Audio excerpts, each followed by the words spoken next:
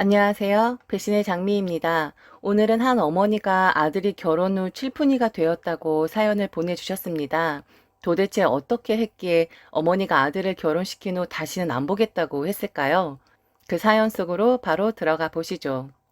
인생 60부터라고 하지요. 저는 겨우 이제 6학년 4반밖에는 안 된 새내기 60대입니다. 아들 하나, 며느리 하나를 두고 있어요. 하마 1년 전에 갑상선암 진단받고 수술한 뒤로 이번에 정밀검사에서 아주 좋다는 결과를 받아드니 뭐든지 막 할 수 있다는 자신감이 넘치네요. 열심히 운동도 하고 같은 연배 친구들이랑 여행도 많이 가고 싶어요. 이제 죽을 때까지 내 행복만 쫓아 살아갈 생각입니다. 조금 욕심일 수 있겠지만 이제 좀 당당하게 살고 싶은 마음뿐입니다.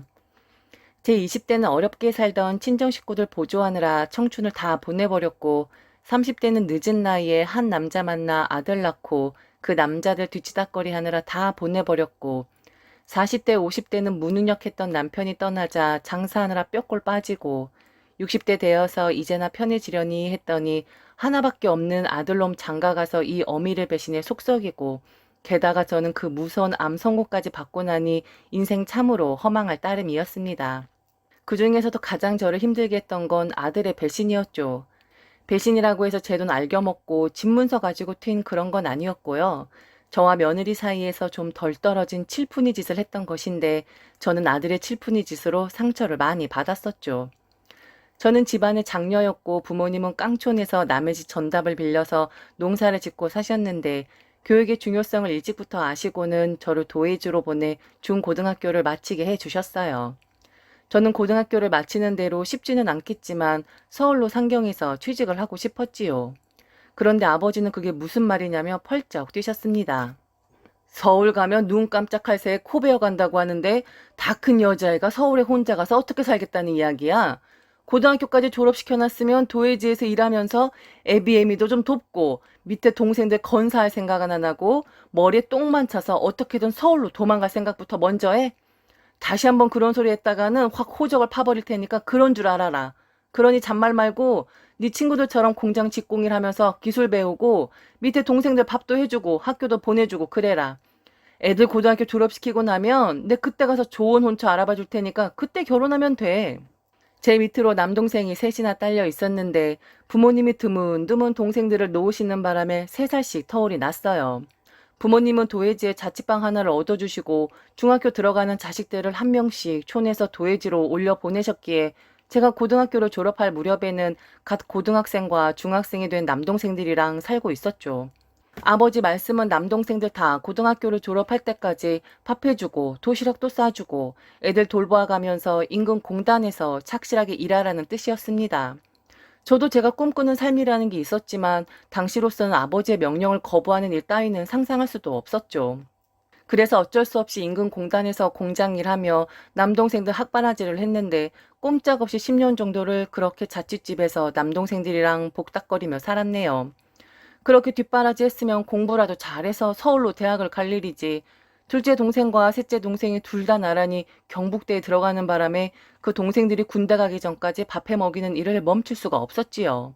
그렇게 10년이란 세월 동안 동생들이 기다리고 있는 자취집과 공장만 왔다리 갔다리 하면서 남자 한번 제대로 만나지 못하고 30의 나이가 되었어요. 정말이지 딱 30이 되니까 아버지가 어디 가서 알아오셨는지 서울에서 살고 있는 남편감이라며 만나보라고 하시더라고요. 이리 쓸리고 저리 쓸리다가 결혼하게 되었고 남편 따라 그제야 서울로 상경할 수 있었습니다. 그러나 30이 다 되어 결혼한 아줌마가 무슨 직장을 구할 수가 있었겠습니까? 찾다 찾다가 동대문 평화시장에서 방직물 직공자리가 나서 겨우 들어가 일할 수 있었습니다.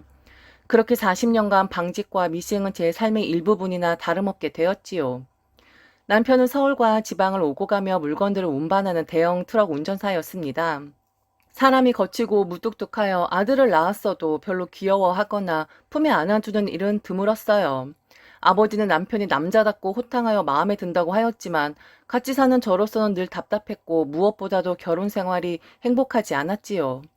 남편은 일 나가면 2, 3일씩 집을 비웠고 돌아오는 날이나 일이 없어 집에서 쉬는 날이면 소주를 사다가 몇 병씩 아무 말 없이 들이키고는 했어요. 별로 정이 없는 남편이었지만 저는 늘 걱정이었죠. 술을 마셔도 너무 마셔대는 통에 운전은 제대로 할 수 있는지, 술에 취해 사고나 나지 않을지 늘 불안했었어요. 불안은 현실이 되었고 아들이 10살이 될 무렵에 술이 덜 깬 상태로 운전을 하다가 경부고속도로 어딘가에서 중앙 분리대를 들이받고 세상을 떴습니다. 그 뒤로는 제가 방직일과 미싱일을 하면서 아들과 함께 살아가야 했지요. 아들은 아버지의 빈자리가 상처가 될 만도 했을 텐데 구김살 없고 공부도 잘했습니다. 어미인 제가 아들의 보호자 역할을 해야 하는데 저는 늘 일이 치여 바쁘다 보니 많이 챙겨주지를 못했어요. 그런 저를 대신해 오히려 아들이 저의 보호자 역할을 하는 것처럼 굴더군요. 물론 지 아버지를 닮아 무뚝뚝하기는 했지만 한편으로는 든든했습니다. 여느 엄마들이 아들을 대하는 것과 같이 아들은 제게 있어서 남편이자 연인이자 꿈과 미래였습니다. 아들은 잘 성장했고 좋은 기업에도 취직하여 점점 결혼 정년기에 다다랐어요. 어느 날 제게 결혼을 하고 싶다고 며느리 될 여자를 인사시키겠다고 하더군요. 평소에는 말수도 없고 무뚝뚝한 아이였는데 꽤나 들떠 있었습니다. 자기 말로는 대학 때 좋아했던 여자였는데 그때는 몇 번의 구애에도 거절당했는데 아들이 취직하고 나서 계속해서 만나다 보니 자연스럽게 교제하게 되어 결혼까지 결심했다고 하더군요. 그러면서 그 웃음꽃이 만연한 채로 그 여자에 대한 자랑을 늘어놓았지요. 그때 아들이 말도 많고 푼숙기가 있다는 것을 처음으로 알았습니다. 이야기를 듣다 보니 아들놈 얄미워서 일어서려고 하니 저를 붙잡고 이야기하더군요. 엄마, 혹시 시어머니와 며느리 사이에 싸움 나면 남편이 누구를 편들어야 하는지 알죠? 난 무조건 내 여자 편들 테니까 절대 섭섭해하면 안 돼요. 아내가 잘못했어도 아내 편을 들어야지 시어머니 편 들면 그 집은 풍비박산 난다고 하더라고. 미리미리 말하는 거니까 엄마가 마음을 많이 비우는 연습을 해야 해요. 저는 헛웃음만 나오더라고요. 얘가 저런 면이 있는가 싶기도 하고 갑자기 내 남편이자 연인이 아닌 생판 모르는 낯선 사람처럼 느껴졌습니다. 저 한마디에 왜 그리 서운하고 가슴이 저려 오던지요. 품 안의 자식이라고 이제 내 품을 떠나야 할 때가 되었구나 싶었지요. 그날 밤에는 거의 뜬 눈으로 지새웠는데 아들 키우던 일들이 주마등처럼 스치더니만 주책 없게 눈물이 나지 뭡니까. 마음속으로는 이러면 안 되지, 이러면 안 되지 하면서도 그냥 서름이 복받쳤던 것 같아요. 도대체가 어떤 여자길래 내 아들 혼을 쏙 빼놓은 건지 너무 궁금했고 만남이 기다려졌습니다. 아들이 벌써부터 저러는 거 보면 보통은 아니겠구나 하는 선입견이 들더라고요. 드디어 며느리 될 아이를 만나게 되었는데 딱 봐도 예쁘고 도도해 보이는 게 가시 많은 장미 같더라고요. 말하는 중간중간에 똑 부러지는 성격도 엿보이고 고집도 어지간히 있어 보이더군요. 저도 당연한 것이지만 모든 시어머니들이 바라는 그런 살가운 며느리의 조건에는 부합하지 않는 듯 했습니다. 그렇지만 어디 제가 반대하고 말고 할 것이 있나요? 그저 아들만 행복하고 서로 사랑하며 살아주기만 하면 그것으로 되었다 싶었습니다. 그리고 아들이 했던 말을 수없이 곱씹어 봤더니 아들에 대한 애착을 비워야 한다는 말도 일리가 있었습니다. 시어머니 노릇하지 말아야지, 대접받을 생각하지 말아야지, 다짐했기에 아들만 좋으면 저는 며느라게 될 사람 흠잡을 생각이 전혀 없었지요. 그리고 요즘에 어설프게 시어머니 노릇하려다가 마음 상하고 몸도 상하고 부모 자식 간에 대판 싸우는 모습을 여러 번 보았던 터라 저는 절대로 그러지 말아야지 하며 우선 아들에 대한 애착을 끊어내려고 부단히 애썼습니다. 결혼식은 며느리가 주말에도 바쁜 관계로 금요일 저녁에 치루었습니다. 번갯불에 콩 구워 먹듯이 치루는 결혼이라고 돌아가면서 친척 어른들께서는 제게 한마디씩 하시더군요. 저 또한 아들이 결혼 날짜를 이야기했을 때 금요일 저녁은 어른들께 예의가 아니다라고 이야기를 해보았지만 아들이 그러더군요. 엄마, 요즘 전문직에 있거나 바쁘게 일하는 사람들 중에 종종 금요일 저녁에 결혼식 하기도 해요. 이상한 게 아니라고요. 만약 금요일 저녁에 결혼식 참석하시는 게 어려우면 어른들께는 애써 무리해서 오시지 말라고 이야기해 주세요. 못 오시는 분들은 나중에 저희가 알아서 따로 인사드릴게요. 한마디 더 하고 싶었지만 워낙에 바쁘게 사는 아이들이니 그런가 보다 하고 이해를 하며 넘어갔고 또한 나중에 따로 인사를 드린다고 했으니 저는 그 말을 믿기로 하고 친척들에게도 일일이 양해를 구했지요. 사람이 난 자리는 금방 티가 난다고 하더니 지금껏 아들과 함께 살다가 녀석이 결혼을 하여 나가니 시원한 마음도 컸으나 허전한 마음이 더 크더군요. 신혼여행 후 인사 한번 온 뒤로 근 한 달째 전화 한 통 없었어요. 그래서 아들이 대학 때 모아놓은 LP 음반을 핑계로 연락을 했어요. 오랜만에 아들 목소리 들으니 좋더군요.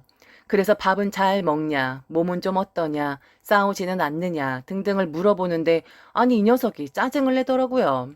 아이 몰라요. 지금 바쁜데 왜요? 집에 무슨 일 있어요? 아 용건만 빨리 말해요. 나 와이프랑 외출 중이란 말이에요. 갑자기 그렇게 몰아치듯 말하니 좀 당황스럽더군요. 그래서 방에 LP 음반이 있는데 어떻게 처리할 예정이냐고 물어봤죠. 그냥 냅둬요. 그것 때문에 전화했어요? 별것도 아니구만. 다음에 집에 가서 내가 처리할게. 아, 끊어요. 제게 밥은 잘 먹는지, 외롭지는 않은지, 아프지는 않은지, 그런 것들은 아예 물어보지도 않고 그렇게 한 1분 통화한 것 같더군요. 전화 끊고 뭐가 획 왔다 갔나 싶어서 멍하니 전화기만 바라보았습니다. 속으로 내가 다시는 전화 하나 봐라 결의했었어요. 다음번 아들이 전화 올 때까지 연락도 안 할 생각이었죠. 전 달력에다가 가입표를 해가며 아들 녀석이 언제 전화하나 체크를 했어요. 정확히 딱 30일이 지나서 전화가 왔더군요.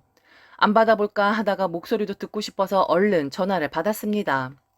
엄마, 우리 1월 1일 안 가도 되는 거지? 매년 1월 1일은 처가 식구들이 다 모여서 행사하는 전통이 있어서 앞으로 연말연시는 처가에서 보내기로 했어요. 괜찮지? 대신에 그 주 토요일에 갈 테니까 맛있는 거 많이 해놔요. 와, 자식 키운 보람 없다더니 이제 결혼한 지 2달밖에 안 됐고 곧 있으면 크리스마스랑 신정인데 홀로 있는 절 찾아보지도 않는다고 하니 갑자기 부하가 치밀더군요. 그 짧은 순간에 엄하게 해야 하나 생각했지만 좋은 게 좋은 거라고 제가 한 발 물러서기로 했어요. 그래, 알았어. 너랑 세하게 편한 대로 해. 사돈께 안부 인사 전해드리고 빈손으로 가지 말고 소고기라도 한 근 끊어서 가. 예의 바르게 행동하고 알았지? 아들은 소고기 말고 처가 신정 선물로 제주도 옥돔 세트를 준비했다고 하더라고요. 장인 장모님이 그렇게 옥돔구이를 좋아하신다고 하더군요. 그때는 저도 다다음 주에 올 때 옥돔 사가지고 오겠구나 생각했어요.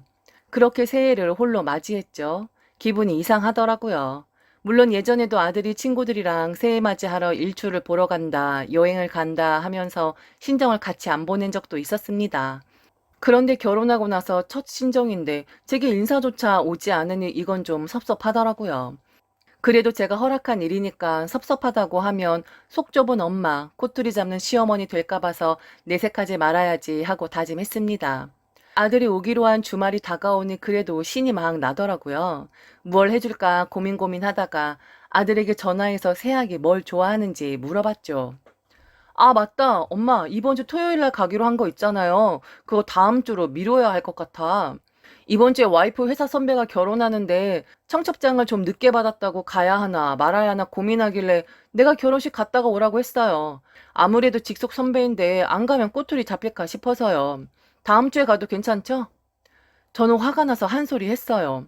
아들, 너 너무하는 거 아니야? 나랑 약속한 게 먼저잖아. 10년 전에는 회식이다, 뭐다 해서 피곤해서 못 온다 쳐도 이번 주는 한번 들여다봐야 하는 거 아니냐? 이거 혹시 새아기가 오기 싫어서 핑계 대는 거 아니야? 솔직하게 말해봐. 내가 화 안 낼게. 내가 많이 불편하대? 그런 거 아니에요. 진짜 내가 나서서 결혼식 가라고 한 거라니까. 엄마처럼 그렇게 며느리에 대해 이해심이 없으니까 고부간의 갈등이 생기는 거예요. 내가 결혼 전에 제발 그러지 말라고 했잖아요. 난 무조건 아내 편 든다니까. 기가 막혔지만 아들 자식이랑 입씨름 해봤자 남는 거 하나도 없다 싶어서 그만두고 네가 알아서 하라고 소리를 빽 지르고는 전화를 끊었습니다. 그러더니 몇 분 뒤 문자가 오더군요. 제게 사과하는가 싶어서 보았더니 며느리가 좋아하는 음식 목록이었어요. 월남쌈, 초밥, 마라탕 등이 적혀 있었어요. 갈비나 불고기를 해달라고 할 일이지 또다시 어이가 없더군요. 일주일이 지나도록 서운함과 노여움이 풀리지 않더군요. 그래도 아들 내외가 온다고 하는 주말에 어쩔 수 없이 월남쌈을 좀 만들어 봤습니다. 손이 많이 가긴 했지만 그렇게 어렵지는 않았지요. 아들 내외가 오니 그래도 반갑기는 하더군요. 서운함이 아들을 보는 순간 순식간에 사라졌어요. 그런데 기대하던 옥돔 세트가 보이질 않더군요. 체면상 신년 선물 없냐고 물어보기도 그렇고 해서 내색하지 않았습니다만 아들 내미가 엄청 밉상처럼 보이더군요. 점심 먹고 더 있다가 가라고 했더니 저녁은 또 다른 약속이 있다며 저보고 부담스럽게 하지 말랍니다. 며느리가 저보고 옷 사입으라며 봉투를 내밀더군요. 옆에서 아들이 한마디를 하는데 쌍욕이 목구멍까지 올라왔습니다. 엄마 생선 같은 거 싫어하잖아요. 그래서 아무것도 안 사오려고 했는데 아내가 그래도 뭐 좋아하시는 거 없냐고 묻기에 내가 엄마 돈 좋아한다고 했어요. 나 잘했죠? 며느리 앞에서 엄마를 돈 좋아하는 속물로 만들다니 참 한심한 놈이더군요. 그냥 쓱 웃고 말았습니다. 평일날 아들이 회사에 있을 때 전화했어요. 그리고는 며느리 앞에서 엄마 체면 구기지 말라고 한 소리 했죠. 아들은 귀찮다는 듯 알았다며 바쁘다고 다음에 통화하자고 하더라고요. 참 아들이 결혼하고 나서 달라져도 너무 달라졌습니다. 원래 그랬는데 제가 그동안은 못 느낀 건지도 모르겠다는 생각이 들더군요. 저는 그제야 아들에 대한 애착을 버려야 한다는 참뜻을 깨닫고 스스로 아들은 이제 내 품 안에 있는 것이 아니라 며느리의 남자이다 라고 계속해서 암시를 걸고 있었습니다. 그러던 어느 날 아들에게 전화가 왔어요. 엄마, 호박죽 잘하죠? 달지 않게 좀 만들어가지고 우리 집에 좀 가지고 와줘요. 지금 아내가 최근에 일이 많아 무리를 해서 감기가 심하게 걸렸거든요. 결혼 전에 감기 걸리면 항상 장모님이 호박죽을 해주셨다고 예전 연애 때 한번 들었던 적이 있어서 깜짝 놀라게 감동 한번 주고 싶으니까 엄마 호박죽 좀 만들어서 우리 집에 방문해줘요. 오랜만에 전화해서 감기 걸린 며느리 위해 호박죽을 끓여달라고 하니 짜증이 나서 속이 불편했지만 어느덧 저는 마트에서 단호박을 사서 호박 속을 박박 긁어대고 있었습니다. 그런데 호박죽을 한두 번 끓여본 것도 아닌데 호박죽을 저을 때마다 자꾸 팔 안쪽으로 호박죽이 튀더군요.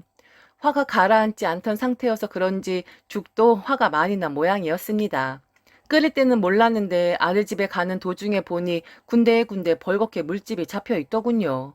그걸 발견하고 나서부터는 그렇게 쓰리고 아프더라고요. 그래도 별 대수롭지 않게 생각을 했습니다. 먹고 살려고 미식일 하면서 미싱 바늘에 손도 꿰어보고 했던 터라 가벼운 물집 정도야 대수도 아니었어요. 오랜만에 아들내외 얼굴을 보니 반가웠습니다. 아들도 저를 보고 매우 반가워하더라고요. 그렇지만 안부 한번 안 물어보고 호박죽 먼저 챙기더군요. 집에 들어가니 며느리는 잠을 자고 있었고 아들이 잠시 침실로 들어가더니 이윽고 살짝 큰 소리가 나며 며느리가 뛰쳐나왔어요. 저를 보자마자 어쩔 줄 몰라 하며 어머니 죄송해요. 저는 이 사람이 호박죽을 사가지고 올 것이라 생각했지 이걸 어머님이 직접 만들어 오실 줄은 꿈에도 몰랐어요. 아, 이렇게 아픈 모습 보여드려 어째요? 아, 그런데 저 사람도 주책이지. 이거 손도 많이 갈 텐데. 힘드셨죠?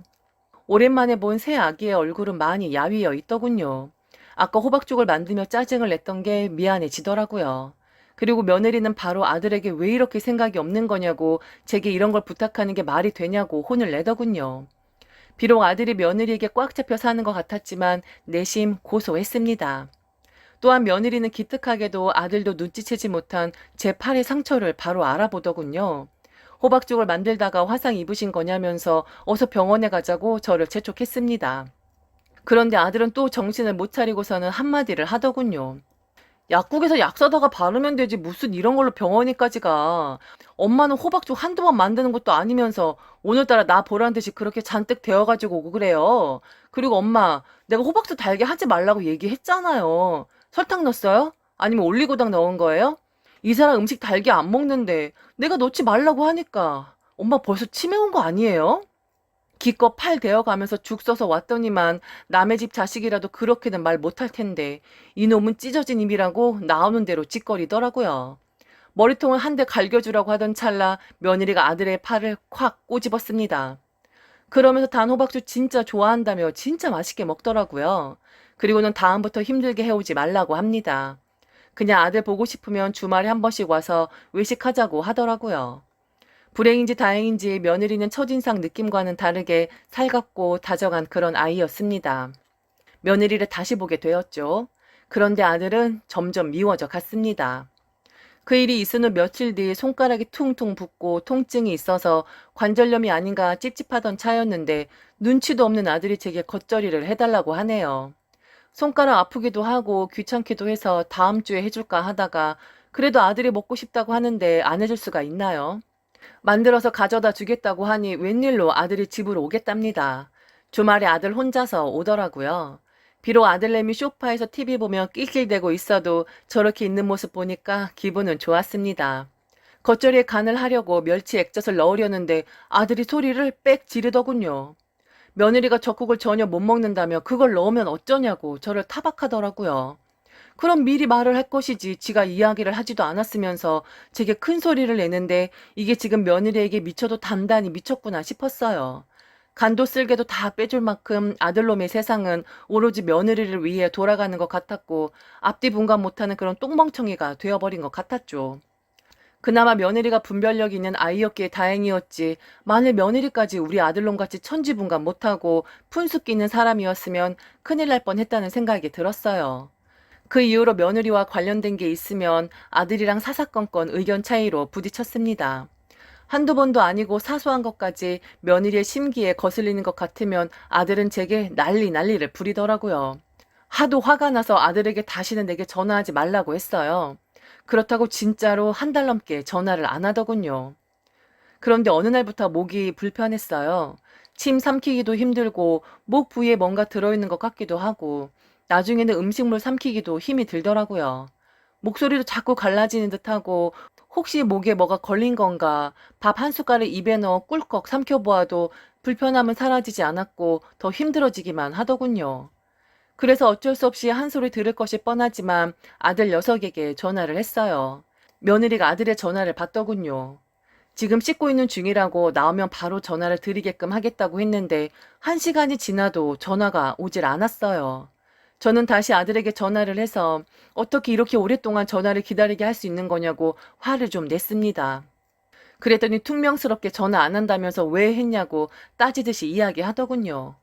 지가 삐칠 일이 아니고 내가 삐칠 일인데 아들이 더 난리였죠. 저는 목이 불편하다고 이야기를 했어요.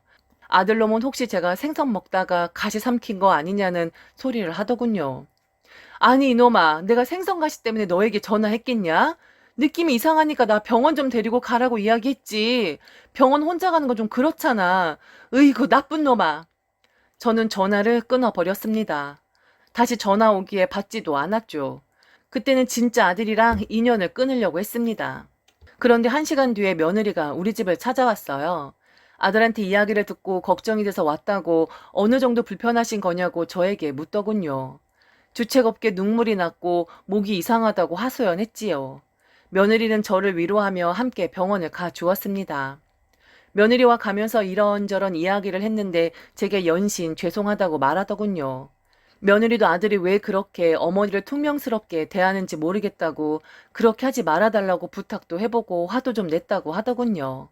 그러면서 단지 표현을 안 할 뿐이지 어머니를 생각하는 마음은 큰 사람이니 넓은 마음으로 이해해달라고 하더라고요. 그리고 아들이 못하는 만큼 본인이 더 잘할 테니 예쁘게 봐달라고도 했습니다. 며느리가 제 손을 꼭 잡아주는데 따스한 감촉과 함께 이제 내 편이 한 명 더 생겼구나 싶었어요. 앞으로는 아들의 행동에 대해 섭섭하다 생각도 안 할 것이고 뭐라고 하면 네 집게가 짖나 하고 넘기겠다고 다짐했지요. 그렇게 병원에서 며느리와 몇 시간에 걸쳐 정밀 검사를 받고 나왔고 의사가 조직 검사를 해보자고 하길래 동의하고 며칠을 기다렸죠. 며칠 뒤에 며느리와 같이 병원에 갔고 갑상선암 진단을 받았습니다. 이미 예상하고 있었던 일이라 담담하게 반응했지요. 그런데 저보다도 며느리가 더 놀란 눈치였습니다.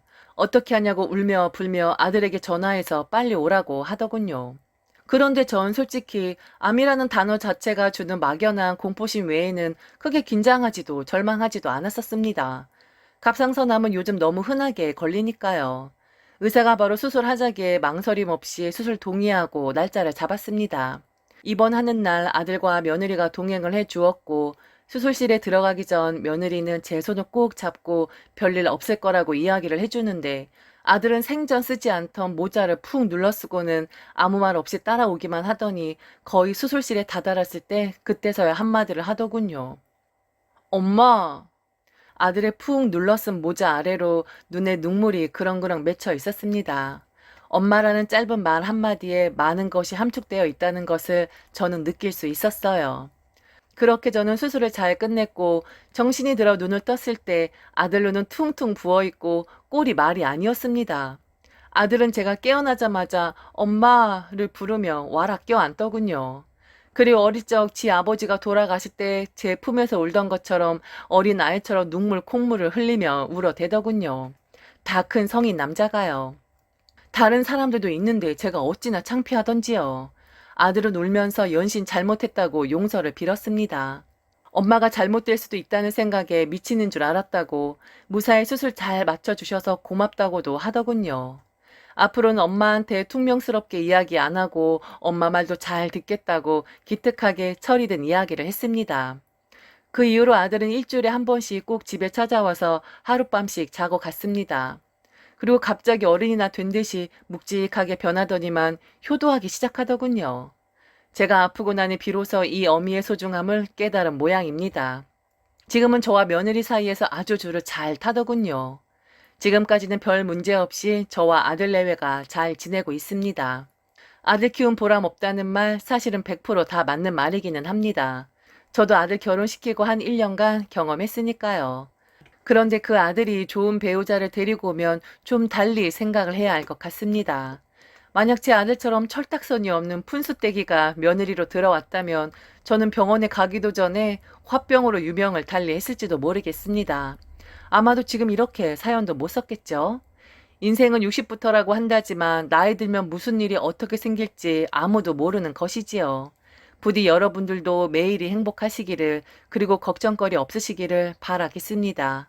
그리고 며느리를 보신 분이든 사위를 보신 분이든 훌륭한 인성의 사람들이 여러분들 곁에 계시기를 기도해 드리겠습니다. 지금까지 들어주셔서 감사합니다. 이상 배신의 장미였습니다.